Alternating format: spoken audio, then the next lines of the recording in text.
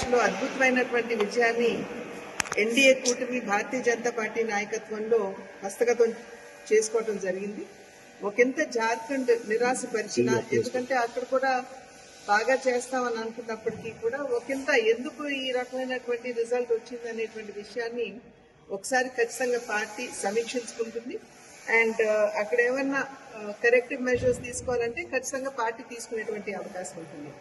కానీ మహారాష్ట్రలో ప్రతి ఒక్కరూ కూడా ఖచ్చితంగా భారతీయ జనతా పార్టీ నాయకత్వంలో ఉన్న ఎన్డీఏ కూటమి ఘోరాతి ఘోరంగా ఓడిపోతుంది అని చెప్పినా ఇవాళ అప్పుడున్నటువంటి ప్రజలు అనూహ్యంగా భారతీయ జనతా పార్టీ కూటమిని అంటే ఎన్డీఏ కూటమిని వారు ఆశీర్వదించడం జరిగింది.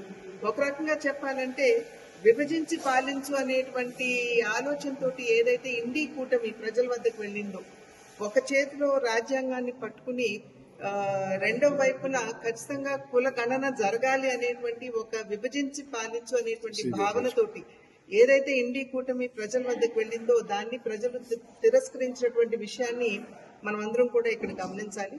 అది మాత్రమే కాకుండా హమ్ ఏక్ హై తో సేఫ్ హై అనేటువంటి నినాదం ఏదైతే ఎన్డీఏ కూటమి ఇచ్చిందో దాన్ని ఎన్డీఏ కూటమి వాళ్ళు అపహాస్యం కూడా చేయడం జరిగింది.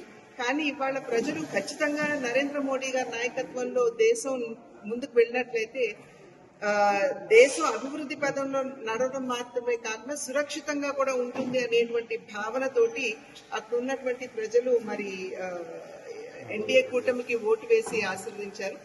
అదేవిధంగా ఇవాళ అందినటువంటి విజయం ఏదైతే ఉందో మహారాష్ట్రలో అది కేవలం ఎన్డీఏ కూటమికి వేసినటువంటి ఓటు కాదు, ఇది మహారాష్ట్ర అభివృద్ధికి అక్కడ ఉన్నటువంటి ప్రజలు వేసినటువంటి ఓటుగా మనం గమనించాలి.